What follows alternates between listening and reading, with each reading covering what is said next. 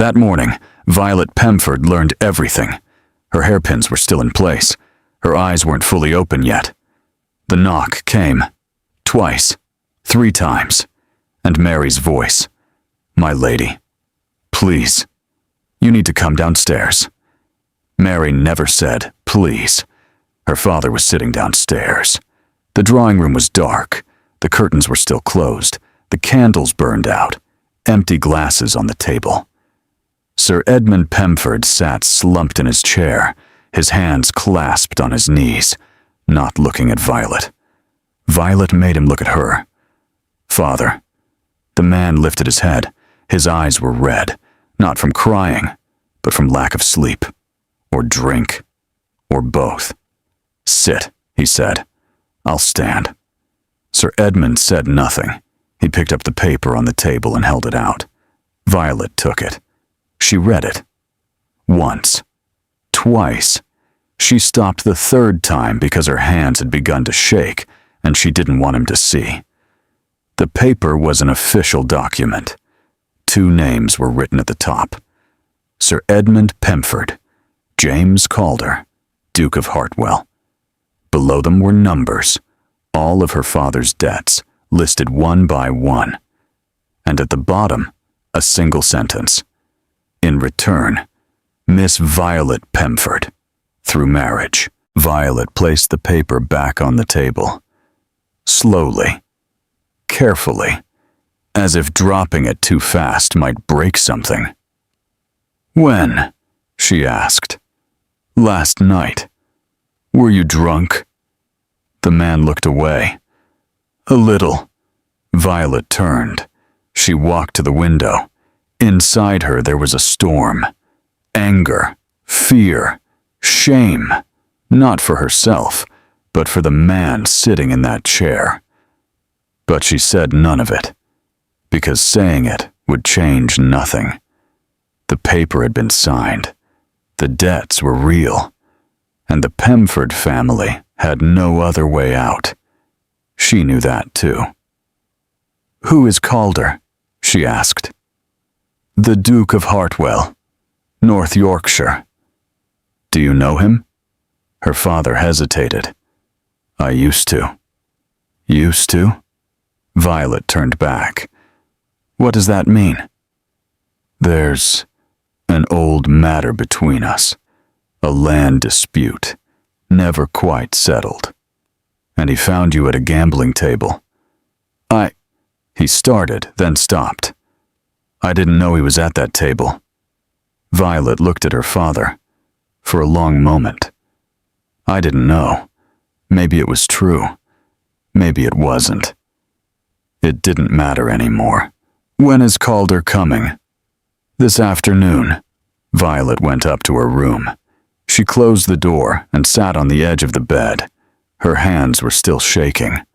And now she didn't have to hide it. She was alone. The Duke of Hartwell. She had only heard the name. Everyone in society had. The richest man in the north. The coldest man. The man seen the least. He rarely came down to London. Even more rarely to balls. But he had Kubulta come once. Last autumn, at Pembury's gathering. Violet hadn't even noticed him that night. The room had been crowded, and she had been speaking with someone else. Only for a moment, as she was leaving through the doorway, they had crossed paths. A dark suit. Tall. His face. Cold. Like ice.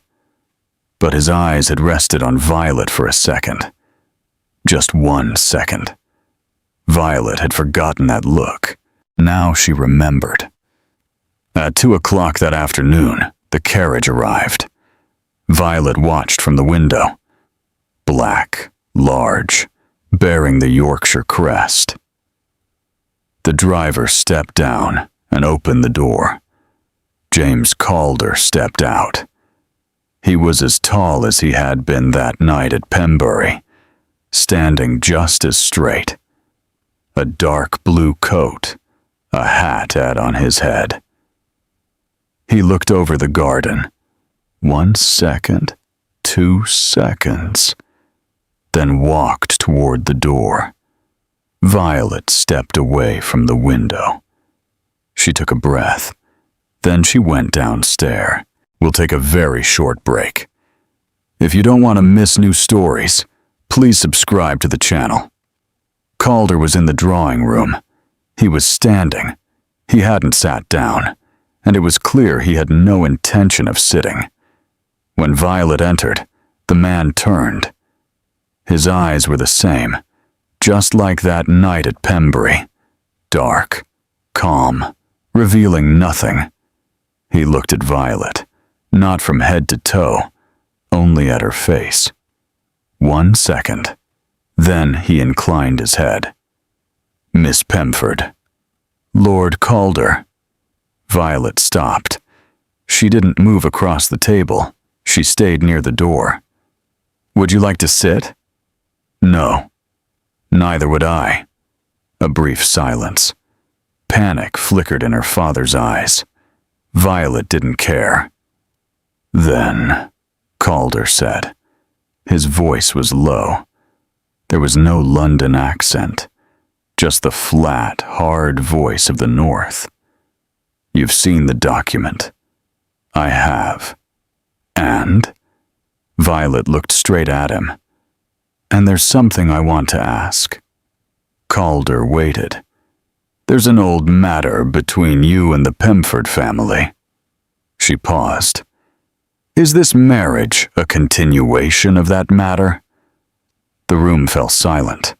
Her father shifted in his seat. Violet, this. Father. One word. Quiet, but firm. The man fell silent. Calder looked at Violet, with that calm, measuring gaze, for a long moment. No, he said at last. Then why? 1 second passed. 2 seconds. The answer to that question, Calder said, will come with time.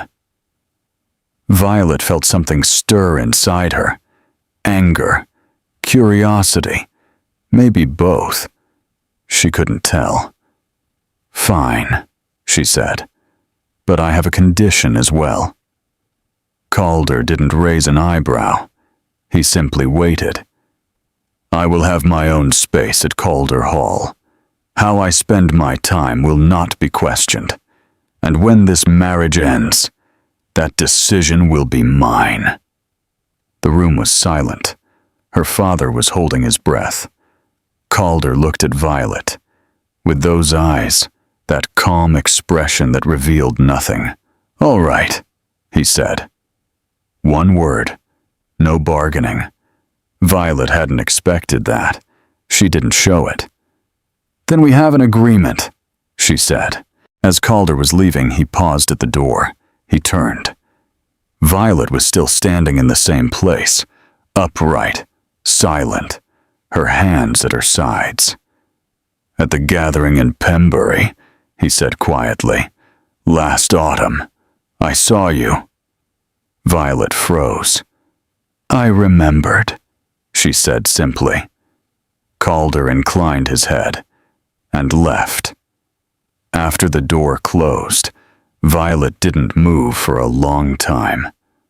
Her father was saying something, an apology, maybe an explanation. Violet didn't hear. I saw you at the gathering in Pembury. That table. That night. That single second. It hadn't been a coincidence. It had never been a coincidence. They left for Yorkshire 3 days later. Violet took 1 suitcase, 2 dresses, 3 books, a small brooch that had belonged to her mother. The rest stayed behind at the Pemford house. As she carried the suitcase to the door, her father followed her. Violet. She turned. The man had shrunk. Not just physically. Something inside him had collapsed too, as if he could no longer carry his own weight. I'm sorry, he said. Violet said nothing. "You know." "I know, Father." She paused. "But an apology isn't enough. Not yet." The man closed his eyes. Violet picked up her suitcase and walked to the carriage. The journey took 4 hours. Calder sat across from her. He was reading a book, or pretending to. Violet looked out the window. London fell behind them, then the towns, then everything else. Yorkshire opened up, wide, empty, bleak. The sky hung low. The hills were dark. Was it beautiful? Maybe. But that morning, she wasn't looking for beauty. At one point, Calder closed his book. "You're not used to the cold," he said. Violet turned. "What?" "The north is different from London." He looked out the window. "The first winter is difficult." Violet tried to understand why he had said it. Was it a warning? A courtesy? It seemed like neither. Just a fact, plain and dry. "I'll get used to it," she said. Calder said nothing. He opened his book again. They first saw Calder Hall from the hill. As the carriage climbed, Violet leaned toward the window. In the distance, between the hills, stood a gray stone structure. It was large, very large. 3 floors, 2 wings, a tower in the center. Trees surrounded it, black, bare, stripped of their leaves by autumn. The manor wasn't beautiful. It was powerful, permanent, as if it hadn't been built there, but had risen from the land itself, from the hills, from deep within the soil. Violet felt something. She couldn't name it. Servants were waiting at the entrance. The housekeeper was Mrs. Graves, tall, gray-haired, her face like stone. She bowed to Calder, then turned to Violet. "Your Grace." Her voice was flat, neither warm nor cold. "Welcome." Violet stepped inside and stopped. The corridor was long. A chandelier hung from the ceiling, dark and unlit. The paintings on the walls were large, and they all showed the same thing. Men, horses, dark moors. Calder's ancestors. Generation after generation of the same cold faces, the same rigid posture. There were no women in any of them. Her room was on the 2nd floor. Mrs. Graves opened the door. It was a large room. The fireplace was lit. The bed wide and made of dark wood. The hills visible through the window. Everything was in place, but it was cold. Not just the air. The walls were cold. The furniture was cold. There was something in the atmosphere, as if the room had been waiting for a long time and had grown used to waiting. "Did the previous lady of the house use this room?" Violet asked. Mrs. Graves paused. "Pardon?" "The Duke's mother, or anyone who lived here before." The woman's face shifted. Only slightly, but it shifted. "No," she said. "This room hasn't been used for a very long time." Violet waited. The woman did not continue. "Thank you, Mrs. Graves." Dinner was in the large dining room. The table was long. Violet sat at one end, Calder at the other. Between them were 12 chairs, empty, lined up, silent. Violet looked at the length of the table. "Is it like this every night?" she asked. Calder lifted his head. "What?" "Sitting this far apart." The man looked at the table, as if seeing it for the first time. "We can change it if you like," he said. "I do." A brief silence. Calder glanced at Mrs. Graves. The woman had already understood and was moving. 5 minutes later, Violet's plate had been moved to the corner of the table, right beside Calder. The man wasn't bothered, but he was surprised. He couldn't hide that. Violet sat down. She unfolded her napkin. "Thank you," she said. Calder didn't reply. But for the first time that evening, he didn't bring a book with him. After dinner, Violet found the library. Alone. No one had shown her the way. She had walked the corridors, tried doors. The library was in the west wing, a large room with shelves reaching the ceiling. She stepped inside, lit the candles, looked at the shelves. Everything about the Calder family was here. History books, legal documents, the geography of Yorkshire.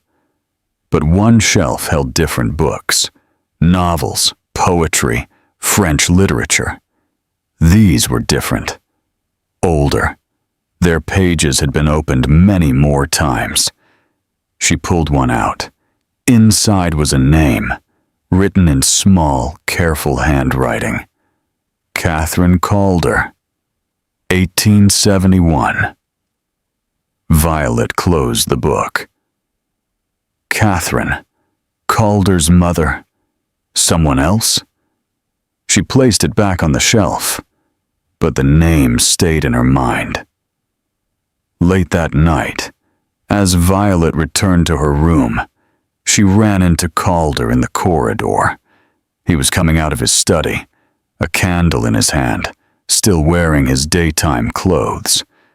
When he saw Violet, he stopped. Neither of them spoke. Then Violet did. "There are books in the library, signed Catherine Calder." Calder's face didn't change, but something passed through his eyes. "My mother," he said. "She hasn't been here for a long time, has she?" 10 years. He paused. "She passed away. I'm sorry." The man inclined his head. He was about to pass. "Calder." He stopped. "If there's something in this house," Violet said, "that you don't want hidden from me, tell me. I'll find the rest myself anyway." A long silence. Calder looked at her with those dark, calm eyes. "Don't go to the east wing," he said at last. Violet raised an eyebrow. "Why?" "Part of it hasn't been restored. The ceiling is dangerous." He paused. "1 second. Anything else?" Something appeared at the corner of Calder's mouth, like Blackwell in the red glove, but not quite. Less controlled. Less prepared. "That's all," he said. And he left. Violet returned to her room. She sat by the fireplace. The fire crackled softly. "Don't go to the east wing." He said the ceiling was dangerous. Maybe it was true. But when a man says don't go, and his eyes shift like that, Violet decided to wait until morning. She already knew she probably wouldn't wait very long. Violet waited 2 days. For 2 days, she learned the house, the corridors, the staircases, which doors creaked, which windows refused to open. She learned that Mrs. Graves was in the kitchen every morning at 8 and checked the accounts at 2 in the afternoon. That the maid Agnes was curious but kind. That the gardener Thomas hardly ever spoke. And she learned Calder. He woke early, earlier than Violet. He spent hours in his study. Sometimes he came down for lunch. Sometimes he didn't. At dinner, he was always at the table. Since Violet had shortened it, they sat side by side at the corner. The man spoke little, but when she asked something, He answered. Short, plain answers. But answers. On the evening of the second day, Violet asked, "When does winter start in Yorkshire?" Calder set down his glass. "It already has." "When?" "The day you arrived." Violet looked toward the window. Outside was dark, the wind striking the glass. "Then I'm late getting used to it," she said. Something passed through Calder's eyes, very quickly, but it was there. On the morning of the third day, Violet went to the east wing. She had woken early. The sky was barely light. She crossed the corridor, climbed the left staircase, and reached the door to the east wing. The door wasn't locked. She stepped inside. Calder had been right. The ceiling really was dangerous. In some places it had collapsed. In others, cracks ran through it. Damp had seeped into the walls. The room was cold, smelling faintly of mold. Her footsteps echoed on the wooden floor.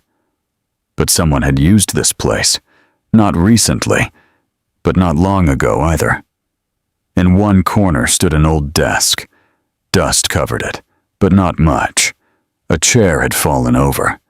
Near the window was a small chest, its lock already open. Violet walked to the chest. Inside were letters. She picked them up.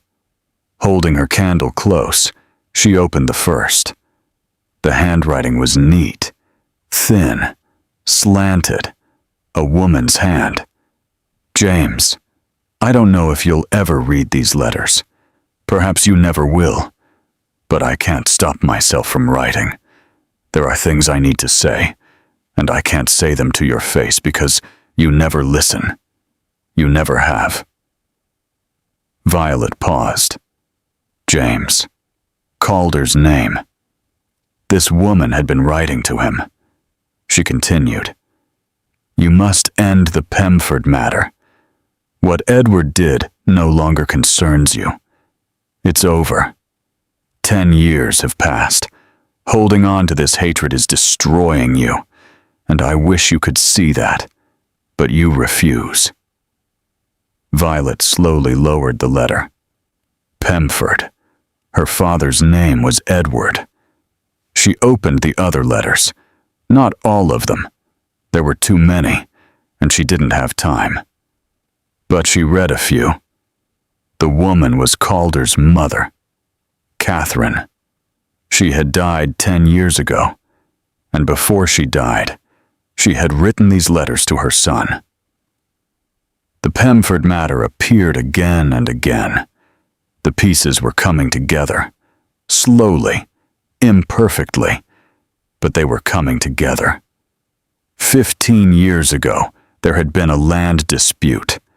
The Pemford family had taken land belonging to Calder through a legal maneuver. It wasn't small land. It was the oldest property the Calder family had, inherited from Catherine's father. And Sir Edmund Pemford had been the architect of it. Violet closed the chest. Outside, the light had changed. Morning had come without her noticing. She stood and walked to the window. The Yorkshire moor stretched before her, gray, endless. It was beautiful this morning, strangely beautiful. Violet closed her eyes. Sir Edmund Pemford, her father, Calder losing that land, Catherine's letters, 10 years of silent hatred, and that gambling table. It hadn't been a coincidence. It had never been a coincidence. Calder had sat at that table to take revenge on her father, to ruin him. But then, "I saw you at the gathering in Pembury." Violet clenched her teeth. As Violet stepped out of the room, Calder was standing in the doorway. He wasn't holding a candle. He was dressed for the morning, his hair not fully arranged yet. When he saw Violet, something crossed his face. Not anger, something more complicated. Neither of them spoke. Then Violet did. I know who Catherine is, she said. I read the letters. Calder's jaw tightened. And I know about the Pemford matter, she continued. What my father did.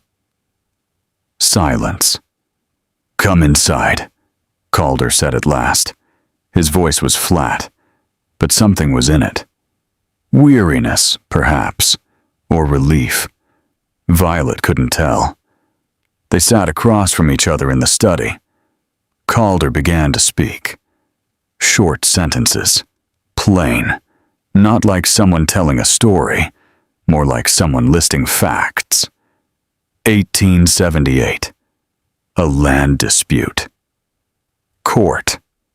Sir Edmund's lawyer had falsified the documents. A small change. A big difference. Calder had lost. Catherine had been born on that land. She had grown up on it. When it was lost, something inside her had broken. 2 years later, she became ill. A year after that, she died. Violet listened. She didn't interrupt once. When Calder finished, the room fell silent. Is that land still in the Pemford family? Violet asked. No, it was sold. It passed to someone else. Then the thing you wanted from my father wasn't the land. Calder looked at her. No, he said. Then what? A long silence. I don't know, Calder said. And the answer was unexpected. Hearing I don't know from that calm voice that always seemed certain. When I sat at that table, I knew what I wanted. But when I saw you, he stopped. Violet waited. It changed, he said simply. Violet stood and walked to the window. Outside was still gray. Yorkshire always seemed gray. My father was wrong, she said. Her voice was steady. I know that. I accept it. She turned. But I'm not the price for that mistake. Calder looked at her. I know. Then why were you sitting at that table? He stood, not toward the window, toward Violet. 1 step, 2 steps. There was still distance between them, but less than before. When I saw you at Pembury, he said quietly, I wanted to come speak to you. I didn't. Why? You were a Pemford. Violet felt something stir inside her. She didn't name it. And at that table? At that table, Calder said. An opportunity appeared. The wrong kind of opportunity. I knew that, but I took it. Ego? The man waited a second. Yes. At the beginning. At the beginning. Yes. Violet looked at him. Those dark eyes. That face that was always calm. But it wasn't completely calm now. Something moved beneath the surface. This marriage, Violet said, doesn't close the Pemford matter. I know. I'm not asking you to forgive my father. I don't want to. But I'm not part of that matter.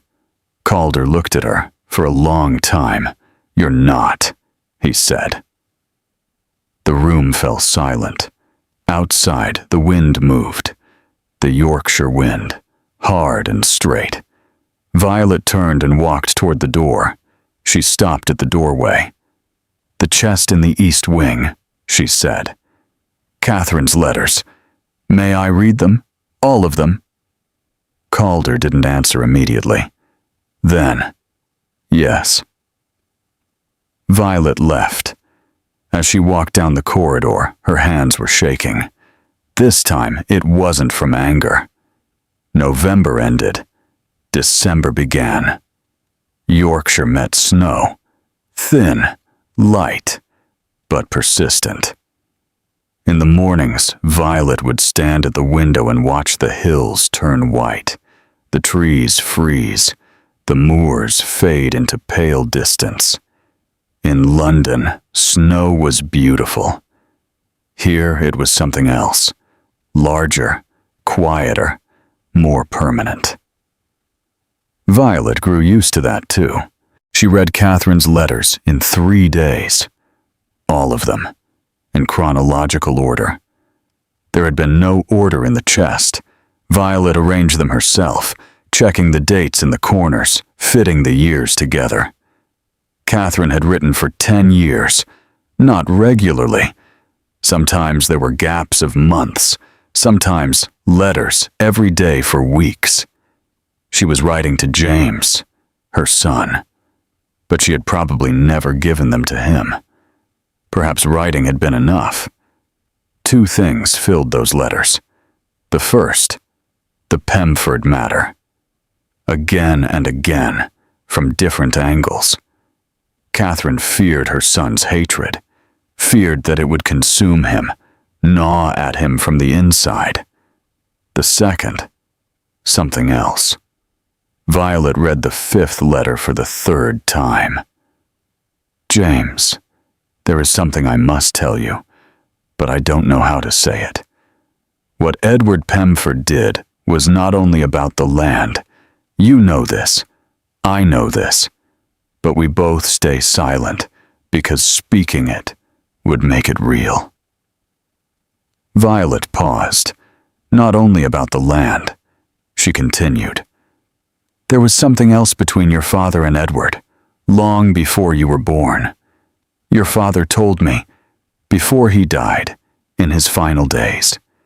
He told me everything, and I have carried it ever since. The letter ended there. The next letter was dated 2 months later. It said nothing about the Pemfords. Violet looked into the chest. Was there another letter? One written between those 2 months, where Catherine had continued? There wasn't. That night at dinner, Violet asked Calder, plainly, directly, without a long introduction. There's something in your mother's letters, she said. She writes that the Pemford matter wasn't only about the land. She says there was something else between your father and Sir Edmund. Calder set down his knife. I know, he said. Violet waited. My mother told me, Calder said. Before she died. He paused, looked at the table. My father and Sir Edmund were friends when they were young. Close friends. Then they started a business together, a small mining company in Yorkshire. A year later, the mine collapsed. The money was gone. Both sides lost. But, Violet began. But, Calder said, my father learned later. The mine hadn't collapsed. Sir Edmund had withdrawn the money, closed the partnership with falsified documents, and saved himself alone. The room fell silent. Something inside Violet sank. My father, Calder continued, never recovered from that blow. 2 years later he died. In debt. Broken. He paused. The land dispute came after that. Sir Edmund kept growing stronger. We kept growing smaller. Violet clasped her hands under the table. Her father, Sir Edmund Pemford, the man who had sat in that chair, buried in debt, whispering, I'm sorry, and long before that, a man who had ruined someone else. Why didn't you tell me? Violet asked. Calder looked at her. What difference would it have made? I would have wanted to know. If you had known, what would you have done?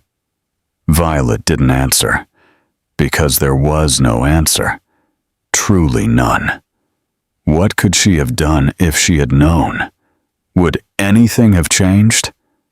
But she still wanted to know. I want to know everything, she said, whether it's good or bad. Calder looked at her. For a long time. "I know," he said at last. After that week, something changed. Exactly what had changed, Violet couldn't say. It wasn't something large. Doors didn't suddenly open. Curtains didn't suddenly lift. It was small things. At breakfast, Calder split the newspaper in two. One half for Violet, one half for himself. In the afternoons, when Violet was reading in the library, Calder sometimes came in. He didn't sit. He would just look at the shelves, take something, and leave. But now he didn't simply pause in the doorway and walk past. During evening walks, Violet often walked alone across the snowy moor. Sometimes she heard the sound of a horse in the distance. Once she turned and saw him. Calder was on the hill, mounted, looking down, watching her. Violet turned and kept walking, but her steps slowed a little. One Friday evening, a storm came.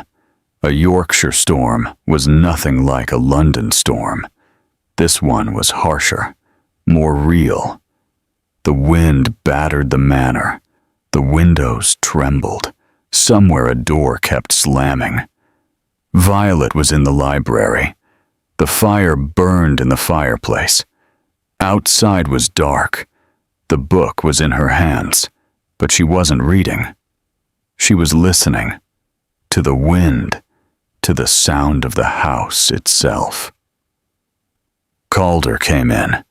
This time he sat, in the armchair opposite her, on the other side of the fire, a glass in his hand. He didn't look at Violet. He looked at the flames. Violet looked at her book. For a while, neither of them spoke. But the silence wasn't uncomfortable. It was full, not empty, but filled with something. Then Calder spoke. "What do you think of Yorkshire?" Violet closed the book. "It's large. Large. And quiet. Much quieter than London. Does it bother you?" She thought. "No. I'm getting used to it." She paused. "Actually, sometimes it's good. In London, everything was too loud." Calder looked at the fire. "Yes. Why do you rarely go to London?" "Noisy," he said. But there was something at the corner of his mouth, very faint, almost nothing. But there. Violet laughed, a small laugh, not something she expected. It simply escaped her. But it did. Calder turned. He saw her, laughing, the firelight on her face. And those eyes that were always calm, always distant, changed for a second, very briefly, very quickly. But Violet felt it. The storm lasted through the night. Toward morning, while Violet was sleeping, she heard a sound in the corridor, just outside her door. Footsteps. They stopped. They didn't continue. She opened her eyes and stared at the ceiling. Calder. She didn't know. She couldn't be certain. But she felt it. Why had he stopped? Why hadn't he continued? In the morning, Mrs. Graves came. "Your Grace," she said. Her face looked different than usual, a little more open, a little more human. Part of the east wing was damaged in the storm last night. His Grace went out early to inspect it. Did something happen? The ceiling collapsed. In the chest room. Violet froze. The chest room? Yes. An old storage room. Fortunately, no one was inside. The woman paused. But the things inside. What was inside? Mrs. Graves looked away. Old belongings. Some things left from Lady Catherine. Violet stood up quickly. She was in the east wing. The ceiling had truly collapsed. A large section in the corner. There was dust, debris, cold air pouring in. Violet stepped inside. The chest was no longer in its place. It was beneath the rubble, crushed, its boards broken. Violet dropped to her knees and looked at the wood. The letters were scattered. Some were wet, some were torn, but not all of them. Violet gathered what she could. She carefully straightened the wet ones. She pieced together the torn ones.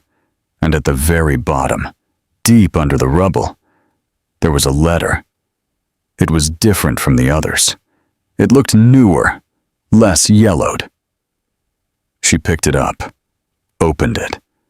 She had never seen this letter before. James, this is my last letter.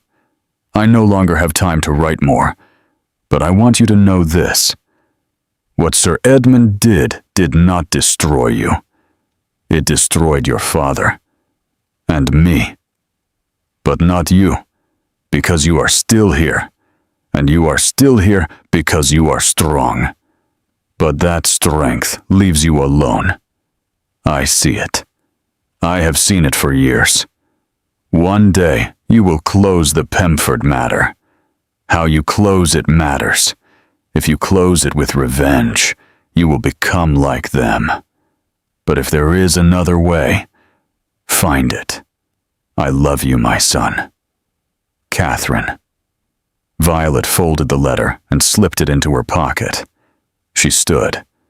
She looked at the rubble, at the scattered letters, at the collapsed ceiling. If you close it with revenge, you will become like them. But if there is another way, find it. Footsteps sounded from outside. Calder was standing in the doorway. He saw her, kneeling among the debris, letters in her hands. Something crossed his face. "What are you doing?" he asked. "I gathered them." Violet stood and held out the letters in her hands. "I couldn't save all of them, but most are here." Calder looked at the letters. He didn't take them immediately. 1 second, 2 seconds passed. Then he took them. And Violet saw that those hands, always calm, always controlled, trembled slightly, just for a second. "Thank you," Calder said. His voice was low, quiet, but real. Violet thought about the last letter in her pocket. She didn't give it to him. Not yet. "You're welcome," she said, and she walked past him. As she moved down the corridor, something was inside her, heavy, warm, the kind of feeling she didn't want to name.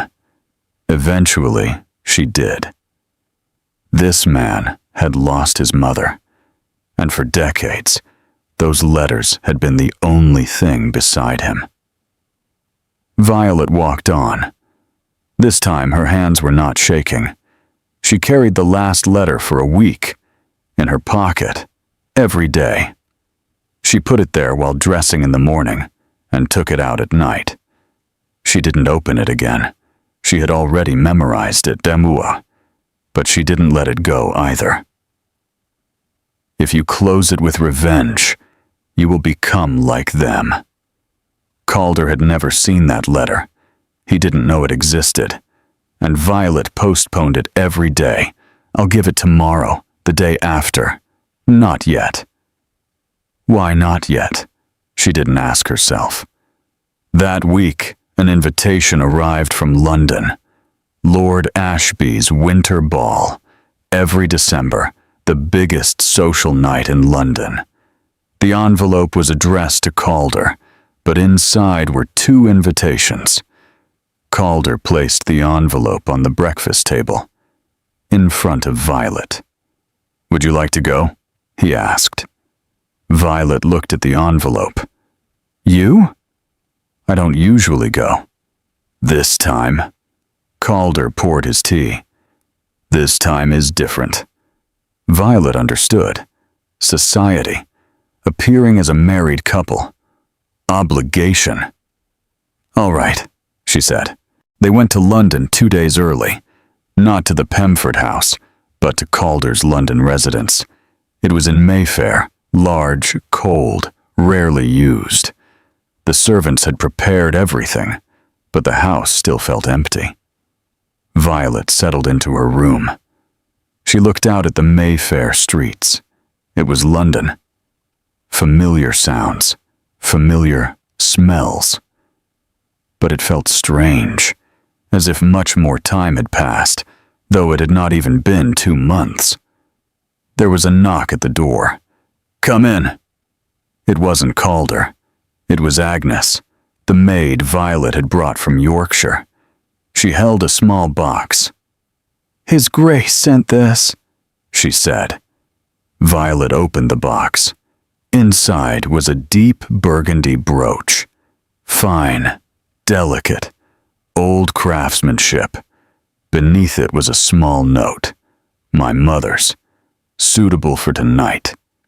2 sentences. No signature. Violet held the brooch in her palm. It was cold. Then it warmed. The ball was at Ashby House. It was glittering, crowded, full of music and beautiful people. Violet had expected to feel relief when she returned to London, as if she had come home. But she didn't. Calder was beside her. They walked in arm in arm. A performance, as always. But this time it felt strange. Not like a performance, but something else. The hall divided naturally. Men on one side, women on the other. Violet joined the women. Lady Whitmore approached her, elderly, kind, the sort who seemed to know everything. "Calder brought you," she said, surprise in her voice. "He never brings anyone." "I'm surprised too," Violet said honestly. The woman laughed softly. "He's a good man," she said quietly. "He seems harsh, but he's good." Violet said nothing. "He loved his mother very much," Lady Whitmore continued. "Catherine, she was a beautiful woman, gone far too early." She paused. "That Pemford matter shook her terribly. If she had known you, I think she would have liked you." Violet looked at the brooch, now pinned at her neck, dark burgundy, catching the light. "I hope so," she said. Near midnight, Violet stepped onto the balcony. The air was cold, London cold, damp and gray. She pulled on her gloves and leaned against the railing. Below, the street lamps glowed faintly. Footsteps came behind her. Calder stepped out. He stood beside her and looked down at the street. "Did the crowd overwhelm you?" he asked. "A little." She paused. "You?" "Always." Violet laughed again. That same unexpected laugh. Calder turned and looked at her. "The first time I saw you at Pembury," he said, "you were laughing." Violet was surprised. "I didn't notice you that night." "I know, but I noticed you." He paused. "You were leaving through the door. You were speaking to the woman beside you. I couldn't hear what you said, but you laughed." He looked out across the balcony. "After I left the room, I came back. I looked for you. You were gone." Something tightened inside Violet. "Why did you come back?" Calder didn't answer immediately. A long silence. The sound of London drifted upward. Carriages, distant music, wind. "Because, he said finally, "when you laughed, I felt something for the first time. For the first time in a long while." The balcony grew quiet. Violet gripped the railing tightly. "And that gambling table," she said. Her voice was steady, though something beneath it was not. "That opportunity." "It was wrong," Calder said, without hesitation. "I know that. When I sat at that table, I wanted to win against Pemford, yes. But when I saw you—" He stopped. "When I saw you, that feeling returned, the same one from Pembury, and I used it, in the wrong place, the wrong way." Violet turned to look at him. He was looking down at the street. His profile was dark, but his shoulders had dropped. Slightly. Just slightly. "Do you regret it?" Violet asked. "Yes, the way I did it." He turned toward her. Not that it happened. Inside, the music had changed. Something slow, played by strings. Violet reached into her pocket. She took out the letter. Calder looked at it. "Catherine's," Violet said. "It was under the rubble. The last letter. I don't think you've seen it." She held it out. Calder took it. Opened it. Read. Violet watched him. His face didn't change as he read, but something moved in his eyes. That thing beneath the surface rose closer to it now. He finished the letter. Folded it. For a long time he didn't speak. Then, "When did you find this?" "When the chest collapsed." "A week ago." "Yes." "Why did you wait?" Violet thought. She wanted to answer honestly. "I was waiting for you to be ready," she said. "I think." Calder looked at her. That look, always measured, always calm, was different this time. What was inside it was no longer hidden. "Violet," he said, for the first time. In London, on that balcony, in the December cold. Violet took a breath. "James," she said, for the first time. Neither of them moved. There was one step between them, perhaps less. Calder lifted his hand, slowly, asking, a movement that didn't force anything. His fingers touched Violet's cheek, cold fingers, but the touch was warm. Violet didn't close her eyes. He looked at her for a long moment. Then he lowered his hand.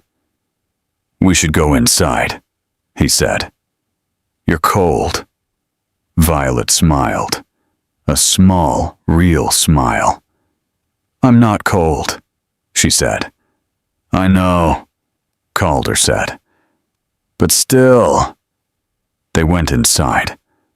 The hall was still crowded, the music still playing, people still speaking. But Violet saw none of it. She saw the man beside her. And she saw that man, for the first time, that night, in that hall, smiling slightly. Not quite a full smile, but very close. When they returned to Yorkshire, snow was falling. As the carriage moved along the gravel road toward Calder Hall, Violet looked out the window. The manor stood in the snow, gray stone, white ground, black trees. It was still large, still severe, but it felt different this time. The carriage stopped. Calder opened the door, stepped down, and offered his hand to Violet. Violet took it, and this time, stepping down from the carriage, standing in the snow before the doors of Calder Hall, their hands didn't separate. Not until they were inside. It was the last week of December. In Yorkshire, the snow had not stopped. A little more every day. A little more every night. Calder Hall was buried in white, the hills gone, the moors erased. The world had grown smaller. Only the manor remained. Only the inside remained. Violet realized it one morning, standing by the window. Inside is enough now. The thought made her stop. It had been 2 weeks since they returned from London. In those 2 weeks, something had changed. Slowly, quietly, but it had changed. At breakfast, they both talked now, not briefly but at length, about Yorkshire, London, books, Catherine. Calder was still a man of few words, but he spoke to Violet. Only to Violet. In the evenings, they sat by the fire in the library, across from each other. Sometimes in silence, sometimes not. That silence was full now. It no longer felt like the beginning of something, but the middle. And one night Calder had asked her something unusual for him, something he had never asked before. "What did you like doing in London?" Violet had been surprised. "Why are you asking?" "I was curious." Violet had thought for a moment. "Walking early in the morning, before the crowds." She had paused. "When no one is around, the city looks different." Calder had looked at her. "Yorkshire has that too. It's different." "Yes, but it has it." The next morning, when Violet woke early, there was a note at her door. "East Hill, at sunrise." She went. Calder was there, on horseback, waiting for her. The two of them watched the sunrise, without speaking, but side by side. That week, a letter arrived, from Sir Edmund Pemford. Violet recognized the envelope, her father's handwriting, the Pemford seal. She opened it. It was a short letter. "Violet, I hope you are well. Some things have changed in London. Part of the debts have been cleared. Word came from Calder's lawyer. Our family will have an easier winter because of it. I wanted to thank you for that. I miss you, Arthur." Violet folded the letter and set it on the table. She sat there for a long time. Then she stood and went to find Calder. He was in his study. Violet knocked, entered. Papers were spread across the desk, and he lifted his head. "A letter came from my father," Violet said. "He mentioned the debts." Calder waited. "Your lawyer has taken action." "Yes." "When?" "After we came back from London." Violet felt something inside her. She tried to name it. Gratitude. Warmth. Something else. "Why didn't you tell me?" Calder looked down at the desk. "Was I meant to?" "Yes." She paused. "It concerns me." He raised his head and looked at her. "I haven't forgiven Sir Edmund," he said.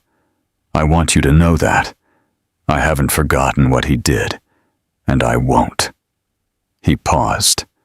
"But I no longer wanted to punish him in order to punish you." The room went quiet. Violet waited. "Catherine's letter," Calder said, his voice lower now. "You know what it said. If you close it with revenge, you become like them." He looked at the desk. "For years I wanted to read that letter, but I never found it. You did. It was chance." "I know." He paused. "Even so." Violet took a step forward. She stopped in front of the desk. "Calder." "James."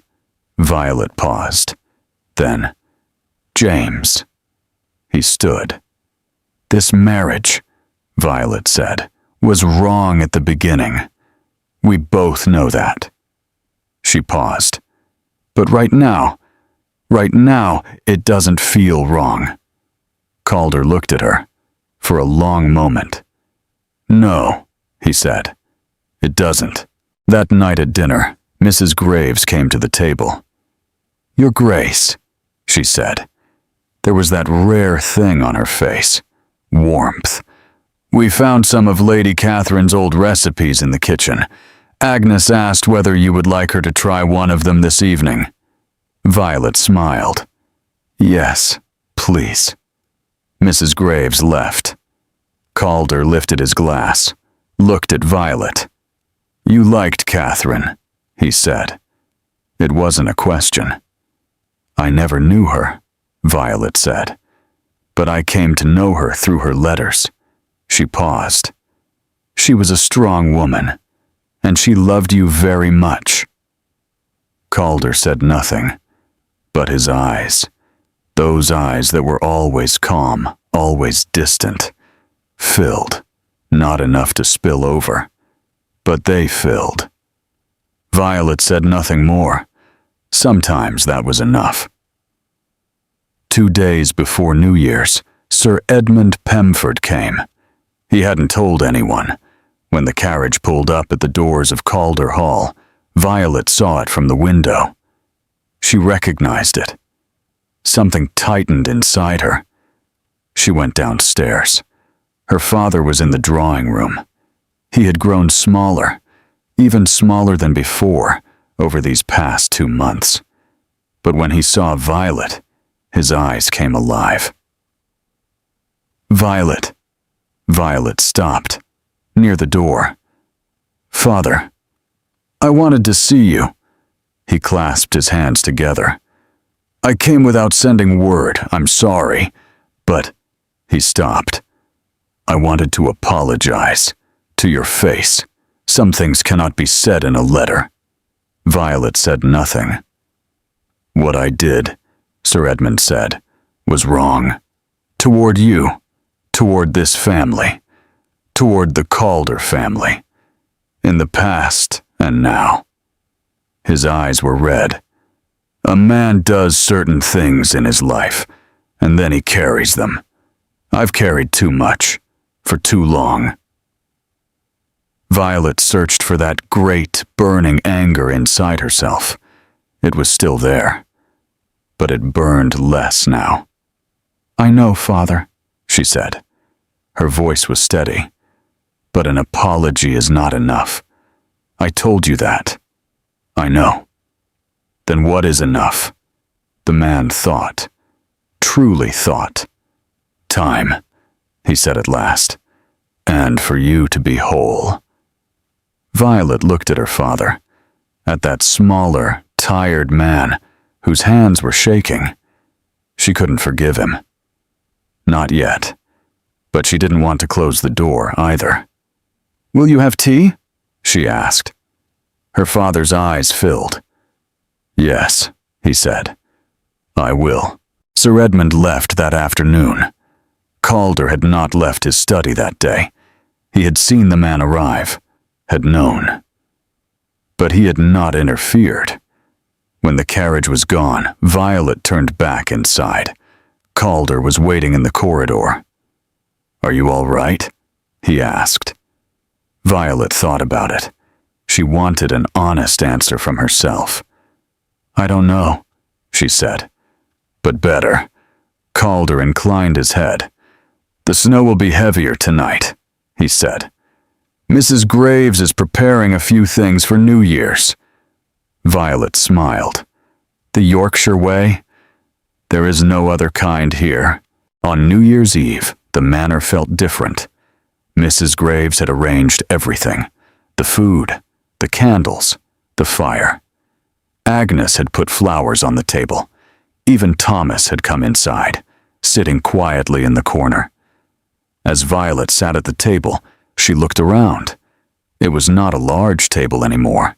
It had been shortened, at the corner, side by side, and around it were people, the servants, the household.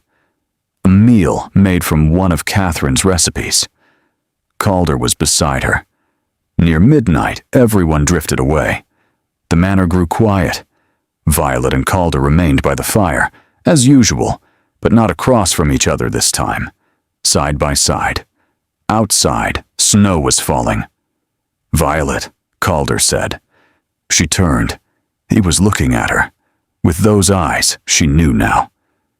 "I want to ask whether you wish to leave this marriage," he said. His voice was steady, but what lay beneath it was not. The agreement was wrong from the beginning, and no one should be forced to stay in something that began wrongly. Violet waited. "If you want to go," he said, "everything is ready. A carriage, money, a house in London. Your Pemford family is secure. You aren't secure." He paused. "No one will keep you here." The room was silent, only the crackling of the fire. Violet looked at the flames. Leave. London. Morning walks, familiar streets, the crowds. Freedom. Real freedom chosen by her. Stay. Yorkshire. Snow. Sunrises on the hill. A newspaper at breakfast. Silence in the library. Catherine's recipes. And this man, this cold, distant man who carried so much inside him, who spoke little but meant everything he said. Violet turned. "At that gambling table," she said, "you won me." Calder waited. "But I'm choosing to stay here." She paused. "This time it isn't a gamble. This time it's my choice." Calder's eyes changed. Those eyes that were always calm, always distant, always controlled. This time they were hiding nothing. He lifted his hand. Slowly. Touched Violet's hand. And took it. Outside, snow was falling. The Yorkshire moor was white. The hills were gone. The world had grown small. But inside was warm. And Calder Hall, that great, gray, severe manor that seemed to have risen from the hills themselves, felt like a home for the first time that night. Some things begin the wrong way. A gambling table, a signature, a suitcase. But where they end, that belongs to choice. And Violet Pemford had made hers. For herself. Thank you for listening to the story all the way to the end. Please tell us which city you're watching from and what the story made you feel. Don't forget to subscribe so you won't miss new stories.